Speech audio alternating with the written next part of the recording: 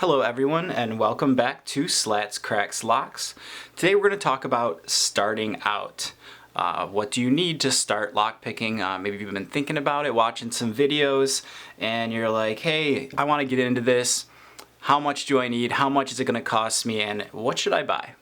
So I'll tell you how I kind of started out and what I recommend, and it's going to work for you. You can do this on a budget. This is not very expensive. Well, getting in isn't very expensive. What's going to run you the most money is buying locks.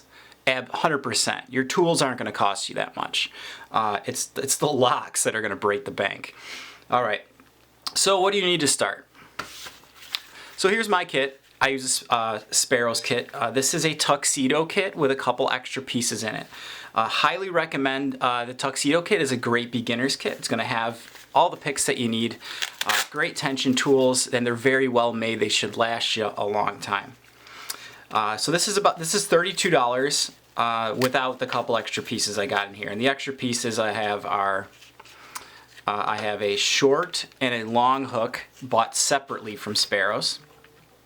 Which if you do buy the tuxedo, not a bad idea to toss an extra short hook in there. I haven't used the long hook at all, but the short hook for sure, because you get a really nice handle on this guy when you buy it separately. It's got this really sweet rubberized grip on here, and I love this short hook. It's comfy, it does the job, and I think it's under $5 if you want to toss that in there.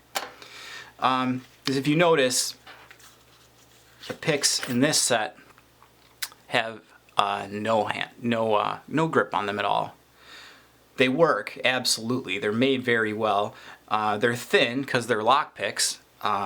So gripping these isn't the most fun in the world. You could always grip them yourself using like the rubberized tool handle grip.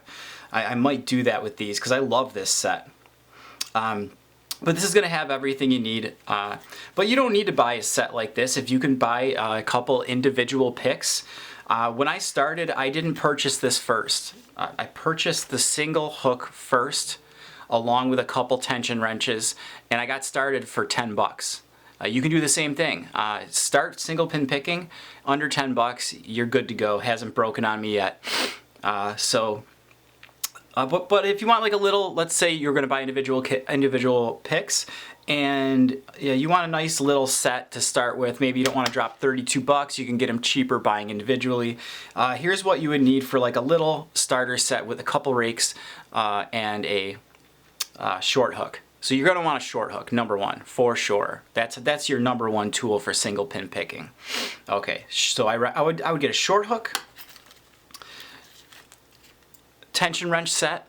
You're going to want a few sizes of these because the fat one's the best to use if you can fit it in there and get your work done, but you can't always do that. You don't always have enough room to fit the fat one in. So you're going to want varying sizes of your tension wrenches here. So 3 is good. That's what 3 of these normal ones is what comes with the tuxedo kit. And I would recommend grabbing a city rake. That's very fun. That's my number one rake to try first because it does open a ton of stuff very easily. City rake. And that would be the first rake I would buy. If you're going to add on a second one, I would get a snake or an S rake.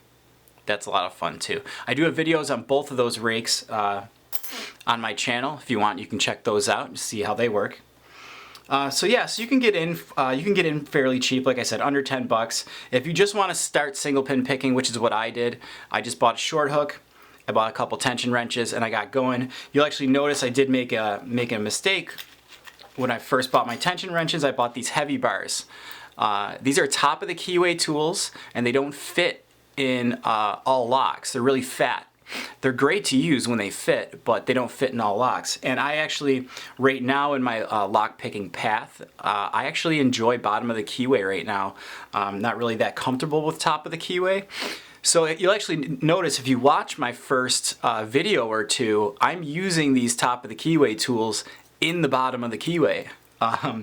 They still work that way if you can get them in there. It's just a little bit, they're straight, so you kind of have to move your hand a little bit when you do it. But they work, you know.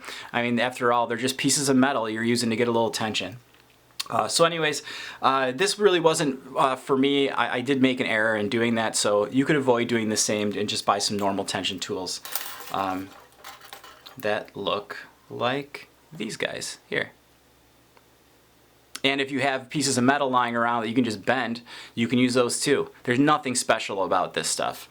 All right, these are cool. They do give good feedback, but you can use any piece of metal that you can bend into a 7 as a tension tool. All right. All right, so that's it for the picks. That's what I would recommend as a starter set. If you don't have a lot of money, you don't want to buy a whole kit, you can get started with just a few things. Under 10 bucks for sure. All right, now let's talk about what locks to start on, okay? Let's move that. All right, so you got a couple picks. You want to try out some locks. My first lock and the first video I ever made was on this Fortress lock right here. I just walked into the hardware store and I saw the master locks and oh, his generic buddy's right next to him. So that's a great idea because these are going to be slightly easier to pick than a master lock. Master locks aren't that difficult either, but this is going to be even easier. So this is a great first lock. So go out and grab yourself a generic master lock and get that open a bunch of times. Now what about lock number 2? Where do you go from here? Okay, we got this open. This is easy. What's next? So you can go for a master lock number 3. This is not that difficult to open, but it is going to be more difficult than that generic lock for sure. Another option is the master lock 140. There's a couple security pins, a couple spools in here for sure.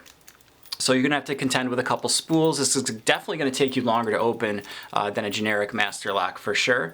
Still, you should be able to open this with some due diligence.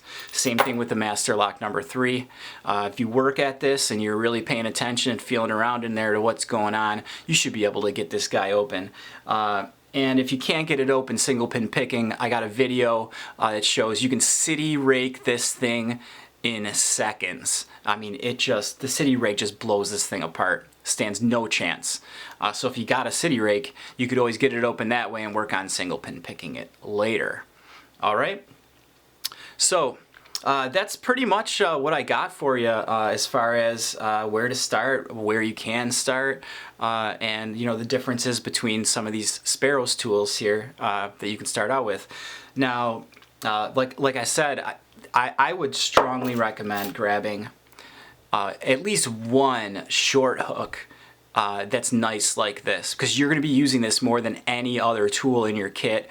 This is your day-to-day, what you're going to be sticking in the lock. You're going to want to be comfortable while you're holding it. Otherwise, you know, if you do have a naked one, you can always you know, get some of that rubberized grip and dip it in there, or heck, wrap some tape on it. Something just to make it a little cozier, because the last thing you're going to want is to get discouraged because your fingers hurt, right? Alright guys, thanks again for watching. If you're not subscribed already, please hit that subscribe button and check out my next video. See you guys later. Bye-bye.